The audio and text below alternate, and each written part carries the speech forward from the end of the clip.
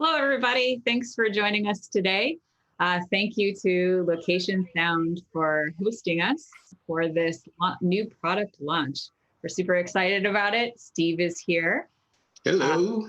Hello. So with that, I'm going to jump over to a video so you can see a little sneak peek of what we're going to talk about today.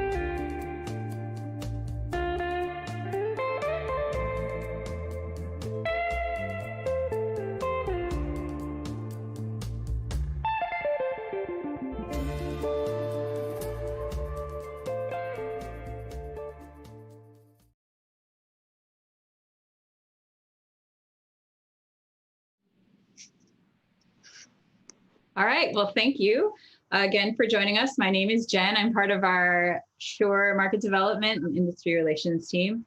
In the background, we have Jason Waffle and Ben Escobedo. We're all here for you from the Shure standpoint, and we're really excited to talk about the new parts of our Axient Digital family. So if you aren't familiar with Axient Digital, Axient Digital is our top of the line digital wireless product. It's a wideband receiver as well as wideband transmitters. There are actually two series of transmitters. One with the ShowLink remote control, that means you have real-time remote control of your transmitters. And then the AD series, which is your standard receiver transmitter version. So we've seen a lot more traction in the location sound industry, largely because now there is a DC powered receiver available from Shure. So that's what this looks like there. That way you can fully DC power that, or you can run redundant power supplies, whichever way makes the most sense for you. Here's a couple of carts that we've seen in the industry. So Shure has now been Axient Digital on some motion pictures and some films and TV and all of that good stuff. So, all right, so let's talk about our new things. So our AD3 is our new plug-on transmitter. You're basically transforming any wired microphone into a portable wireless situation. You could actually use it XLR as well if you're trying to do a point-to-point situation. It works the same with that full digital audio quality that you have from the Shure Axient Digital line. So the major features of this is we have this really great new locking mechanism for this. And you'll see it more in the hands-on demo. This is this guy here. So it really locks your XLR connection in. It has an OLED display, so you can navigate the controls and the menu very easily, very easy to see in low situations. And it has this automatic gain staging. And I know we talk about it in an automatic way. It actually is really just a full encode of that analog coming in. So you have 130 dB of dynamic range coming into the transmitter. You'll actually, in general, you clip an analog mic cap before you would actually clip the transmitter. So you actually don't have to worry about gain controls on the transmitter itself. It handles it for you. Though if you are working with an extra hot input, there is a pad as well as some fine-tuned mic offset gain control for that. This being digital and being part of the Axient Digital family, it also has AES 256-bit encryption. those of you working, we've seen this with talent concerns, but also for corporate encryption is a big deal now. So you can actually run this fully encrypted.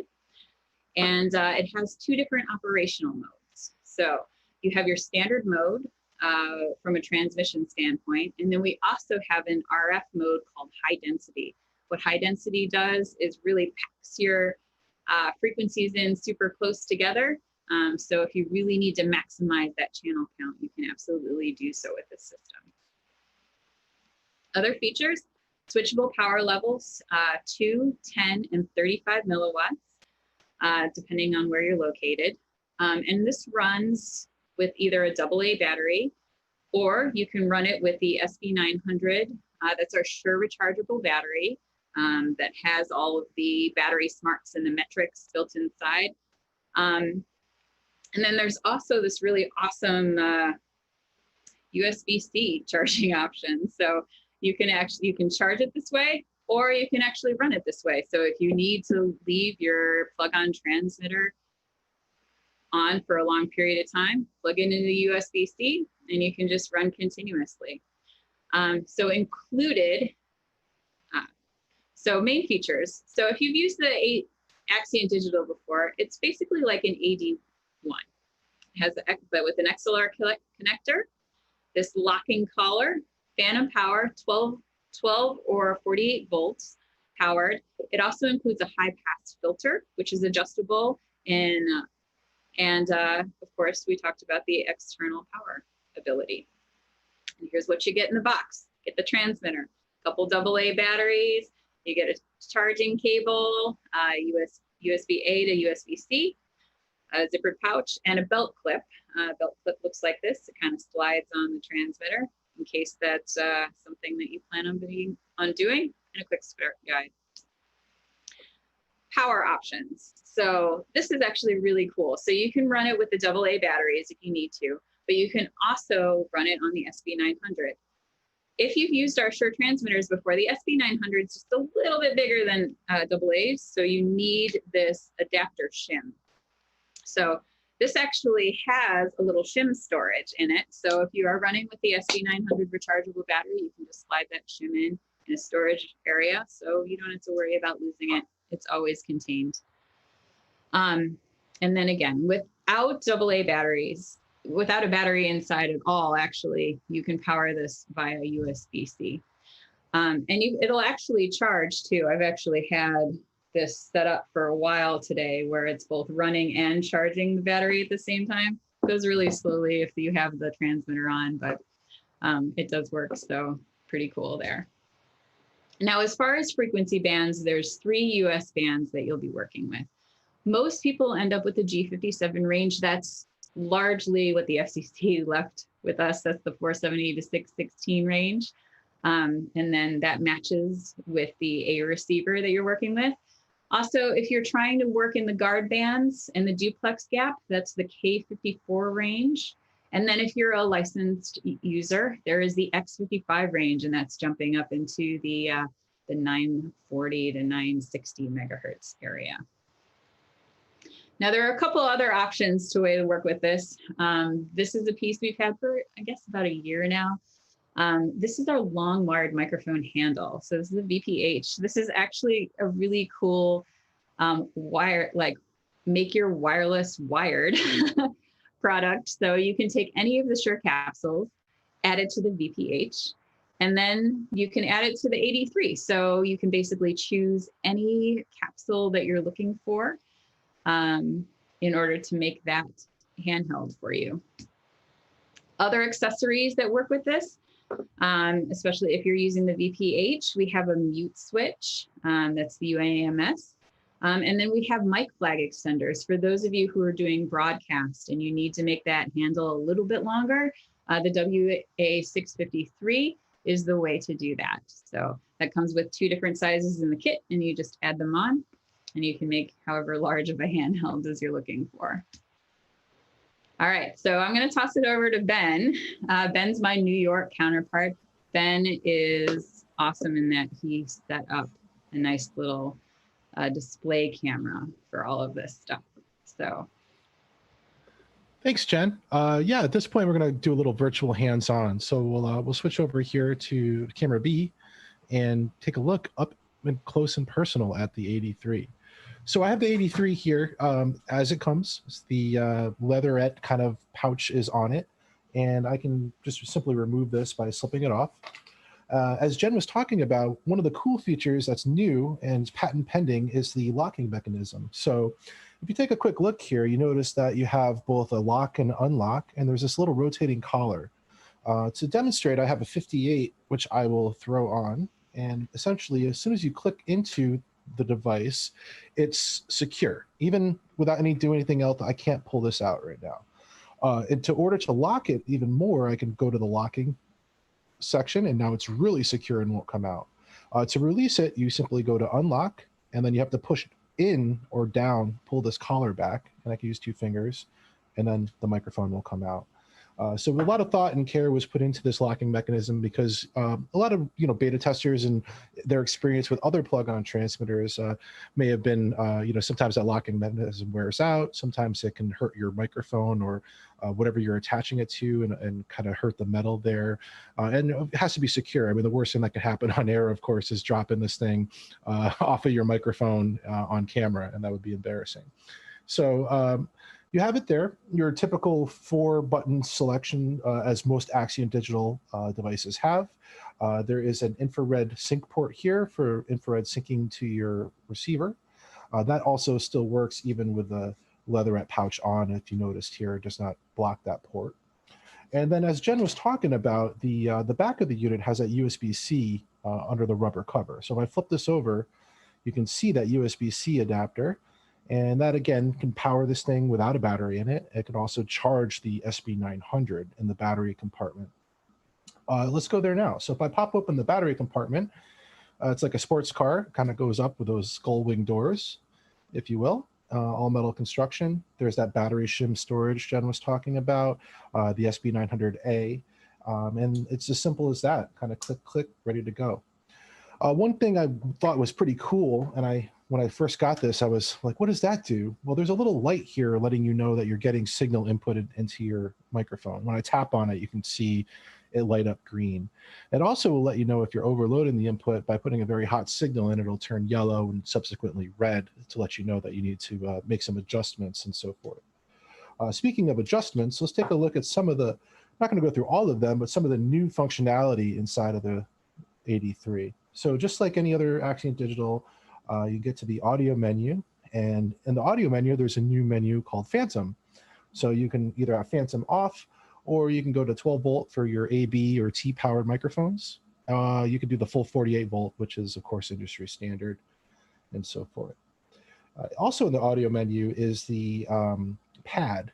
If you're putting this into a very hot line level signal, for example, the transmitter is auto gain ranging, so it does not have any traditional gain or sensitivity settings. But if that's not enough and you're still clipping the front end, you can put the pad on. And what this is a 12 dB pad, that's like a hardware pad right before the A to D conversion happens, and will let you tackle harder signals without a problem. So that, and the last one is the HP filter, or high pass filter. This is a new addition to this. If you're going to a lot of devices like cameras and things that do not have, traditional EQ roll-offs and such, you can enact this to go from 40 to 240 and 20 hertz steps, and roll off all that low end rumbling or wind noise and such to get a better signal quality. Also, just to kind of show what's going on here, when using the rechargeable battery, the Shure SB900, you notice that it gives you a very nice detail in the bottom left here saying 6 hours and 12 minutes of time left. That's due to the onboard chip in the battery. When I plug in a USB-C, and now this USB-C cable that comes with it is just plugged in my computer, I can put that in, and what it'll do is it'll say EXT on the bottom here and let you know that it's charging from the external power source. So it's a nice to have that option, double A's or rechargeable or indefinite power if you do have that luxury of having a USB power available. Other than that, no frills, good construction, all metal and super robust. So with that, I'm going to pivot over and I think turn it over to Jason. Is that right?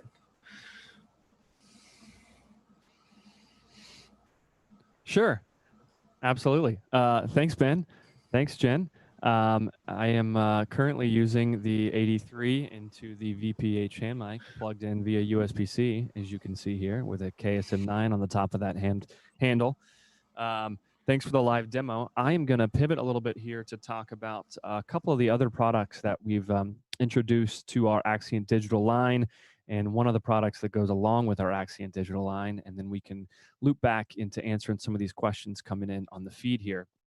So I want to talk a little bit about Q5X or Quantum. Some of you may be familiar with this company. They've been around for quite some time. And Q5X makes a suite of transmitters or custom transmitters that initially were all analog and would work with multiple manufacturers' receivers. They would emulate the analog modulation scheme. You could pair that with our UHFR or even our Axient analog system previously. And with the introduction of digital, we decided to enter a partnership with Q5X and Quantum to basically create some Axient digital enabled Q5X transmitters. You've seen or heard of Q5X in multiple sports leagues, NHL, NBA, most recently the NBA All-Star Game. And this is kind of what they look like if you're not familiar with them. The left unit here is the player mic, and the center mic is the Aqua mic, and then they have this thing called the mic commander. So if you're familiar with Axient Digital, we have ShowLink, which is the transmitters that have an X in the name, and that's our bidirectional remote control system.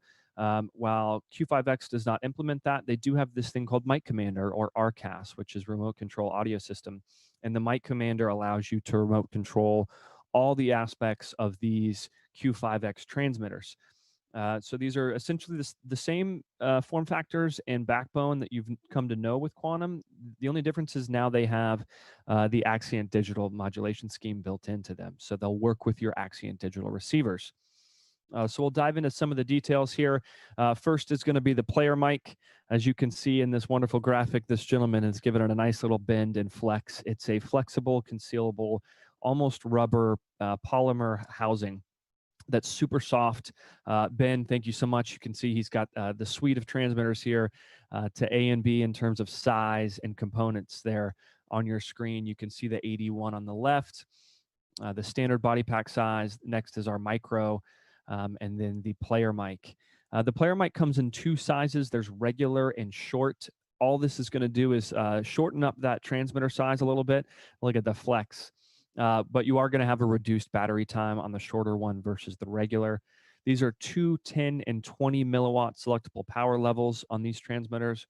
And they do have a single pin LEMO connector hanging off the top there. And you'll have to get an adapter cable that I believe Shure or Quantum can provide to you to work with most of your existing lavaliers. So this is a great transmitter to put on a body that's going to be doing physical activity. It's small, unique, can be hidden well. A bunch of scenarios to make this work. Is that a AAA? It looks like it is. Great sizing reference there. Double A, yeah. Double A, okay. Next up, we have the Aqua mic, and this is a rugged brick of a transmitter. It's an aluminum waterproof housing. So this is fully submersible up to 10 meters. It's rated from Quantum. There it is next to the double A. So it's a little bit larger. It's got a little bit of weight to it to give it that secured aluminum housing. You can see the two antennas there, one being the 2.4 back channel antenna to work with Mic Commander. The other one is your standard UHF antenna. This has a 6-pin LEMO screw-on locking connector. Again, you'll have to get an adapter to work with your current lav, but a great choice for anything that's going to be dunked, reality TV shows, beach shows, any place you're going to encounter a lot of water and you need a transmitter that's going to stand up to that. This is the option to go with. This has 10 milliwatt up to 250 milliwatt power options on this unit to handle some of that underwater transmission. And then a removable belt clip. There it is next to the ADX1M, our micro body pack. So still relatively small in size, does have a little bit of weight due to that aluminum housing, as I mentioned before. But really, we're just trying to give you every possible transmitter option you would need to go with this Axient digital line. So we're launching the 83, the plug-on today, and we launched this Quantum collaboration just a few weeks ago. So we wanted to make sure we covered the options that you have in the Axient digital realm. Lastly, I do want to touch on a product that's been out for a while, but some people aren't quite familiar with, and that is Twinplex. Twinplex is Shure's most recent, and it's been quite a while since we've had one, top-tier professional lavalier entry to the market. So there's a little bit of a look at the capsule itself and the cable. We spent a lot of time researching and developing Twinplex, multiple years on the cable alone. So the biggest wins here for Twinplex is that it is a dual diaphragm microphone element inside of that little capsule. And the takeaway here is you're just going to get a much larger, robust sound from two capsules because you have a much bigger surface area.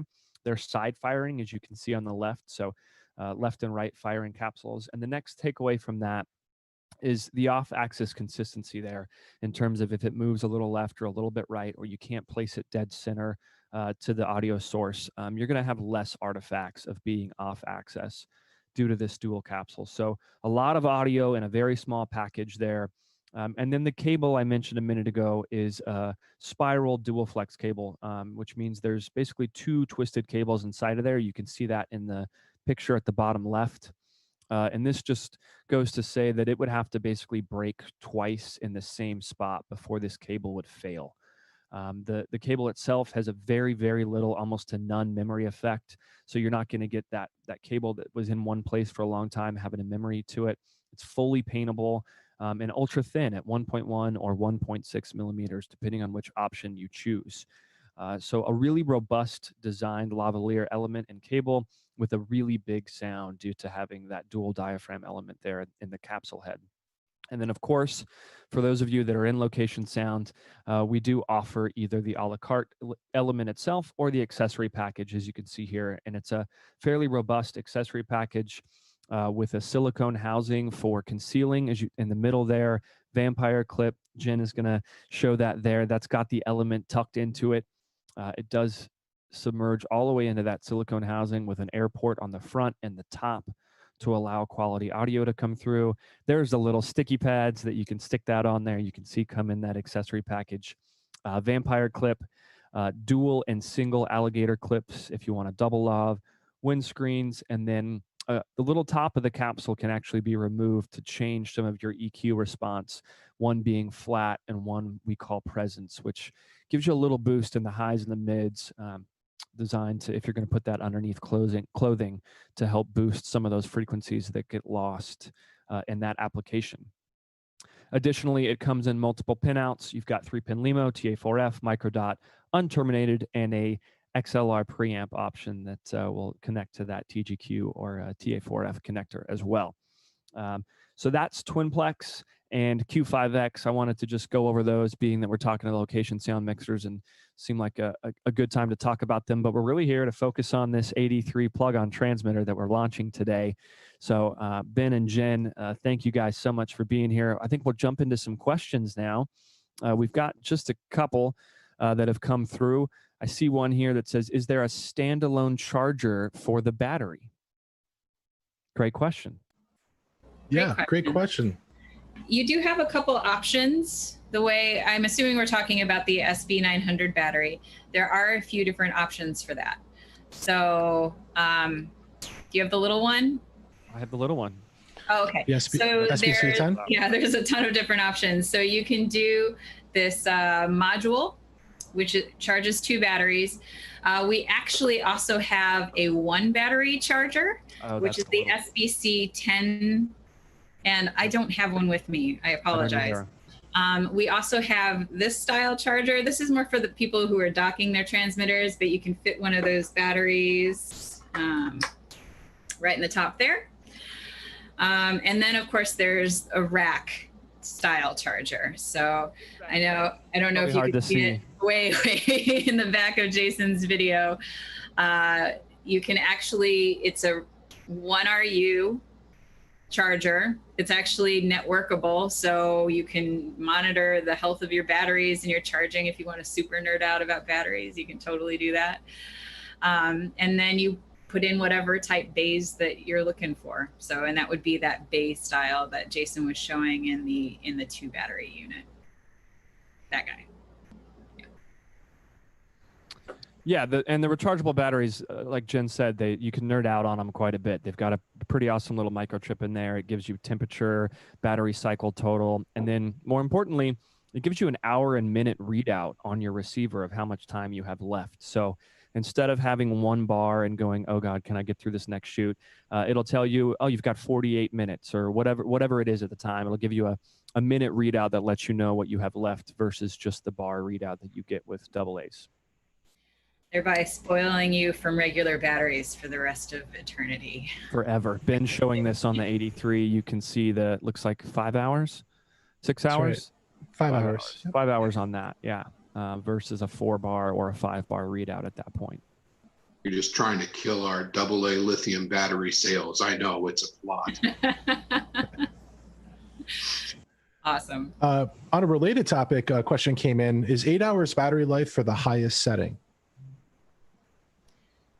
Fairly sure that the 8-hour metric is at the 10 milliwatt setting, so that's middle. So yeah, 10 milliwatt setting with phantom power disabled off, and you'll get slightly less runtime with this phantom power engaged. Which gets you to lunch, which is that's the most important thing. If you can get to lunch, then you're good. You know. Right. That's right. Indeed. You can always just plug her in at the bottom here, just like this. That catering truck. Good to go. Get to catering. Oh, and we should mention, and this has come up a lot for those of you who are migrating from analog to digital. Digital power settings, because they can get closer to the RF noise floor, do not have to run at nearly the kind of power settings that an analog transmitter does. So if you have an analog transmitter at 10 milliwatts and a digital one, the digital one's going to outpace that from a range standpoint, like kind of over the moon, because it'll walk more like a 50 milliwatt analog transmitter, just because of the way that digital RF works. So keep that in mind. You know, if you're used to running at a super high power setting, you may not need to do that when you migrate to a digital transmitter. And circling back to the beginning of the presentation, we were talking about frequency ranges. A question came in from Indigo Star AZ about what is a licensed user when we're talking about licensing. So for the most part, most users of UHF wireless are not required to be licensed, especially operating from 470 up to like 608 or so, a little bit above that. Now, if you want to take advantage of some of the other ranges, like the 600 megahertz, there's what's called the duplex gap. It's kind of mid 600 with our K band. You do need some licensing in order to take care of that and use all of that range. Additionally, if you want to use some of the 900 megahertz stuff, which is referred to as the STL band, you do need to be licensed from the FCC and have an appropriate license to take advantage of those frequencies. But for majority of users, if you're in the G57 band, UHF 470 up to 616, you don't have to be licensed, and it's not a requirement. That's an excellent point. There's a lot of confusion regarding that. 941 is becoming more and more popular, particularly with our customer base. And it's important that our customers be licensed. And it's a real advantage to have a voice in the system by being licensed, and also to be able to utilize the guard bands and that 941 range. So I highly encourage everyone to get licensed. Great points. Thanks, Steve.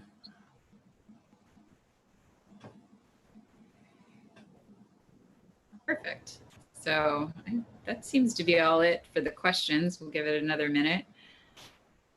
Yeah, we always like to play the catch-up game on the live stream. There's a little delay, so make sure nothing else is coming through in the chat. How's the weather in LA? Hot.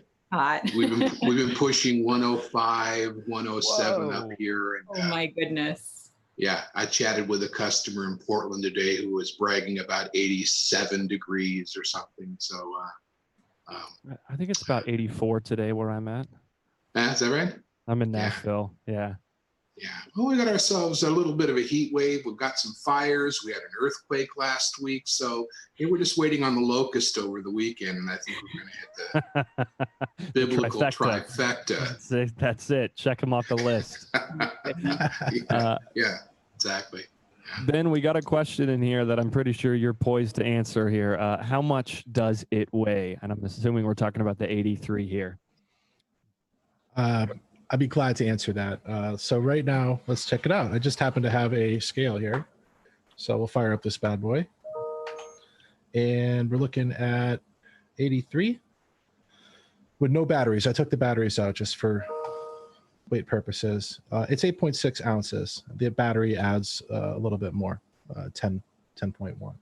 So 8.5, 8.6 without batteries would be the weight. Perfect. It's substantial. It's not too bad. Comparing it to another brand of plug-on transmitter, we can take a look at the weight without batteries in that. So if we take a look at ours, it's 8.5. If we look at another type of plug-on transmitter, it is 7.4. So it's about 1 ounce more, but you got to think about that this device is digital and it has all the bells and whistles and the encryption and the better sound quality and advanced technology. So 1 ounce difference between like an analog typical transmitter to ours is pretty good. I would think for all the benefits that you do get, just 1 ounce. So.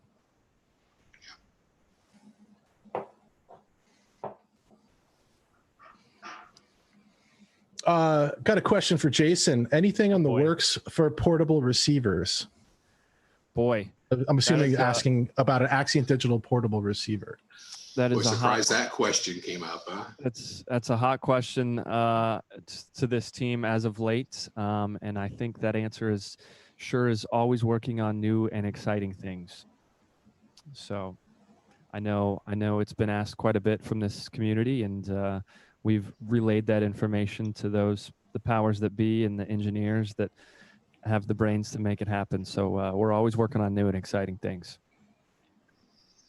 Love it. Yeah, and our customer base seems to be most interested, at least in the conversations that I have, in the Axient Spectrum Manager and the ShowLink and the ability to frequency coordinate both in a relatively instantaneous manner, but also in a live or near live manner. That's the real attractiveness of this system, I think, to our customer base.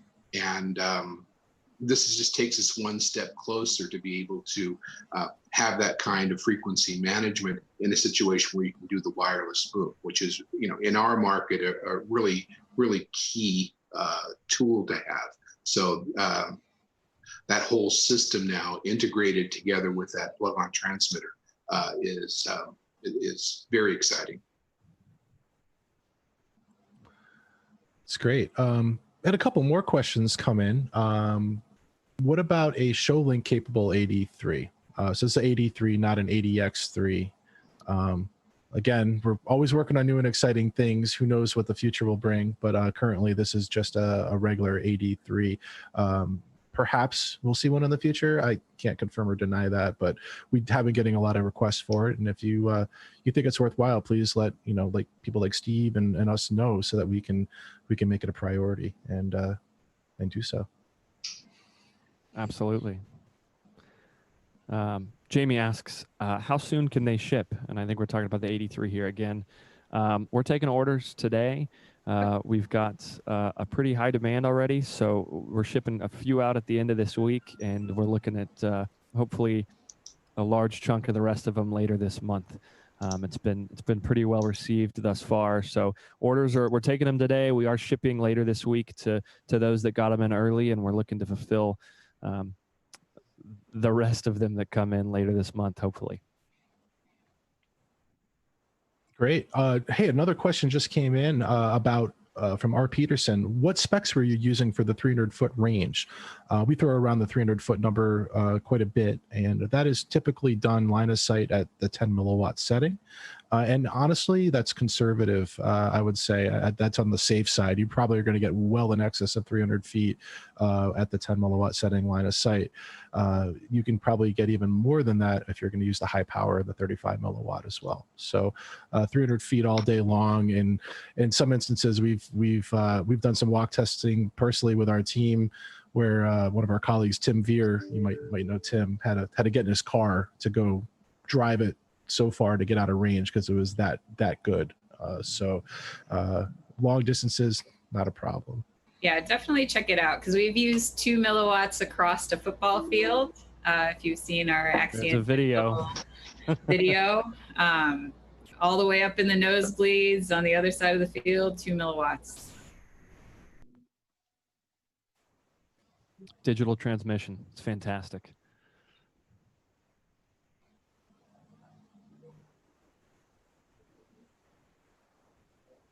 All right. Well, Yeah, we're pushing our 1:45 time here. I think I haven't seen any questions come in here lately. I just got an order for 2. Hey, All right, there it is. right. All right, we had one Fantastic. question that just came in. What is the system delay for Axient? Axient is a 2 millisecond delay round trip, and it doesn't matter if you have encryption running or not. It's actually the same. The only difference that you're going to run into for delay is if you're using the high density mode. And if you're running in high density mode, that's 2.9 milliseconds of delay. Pretty fantastic.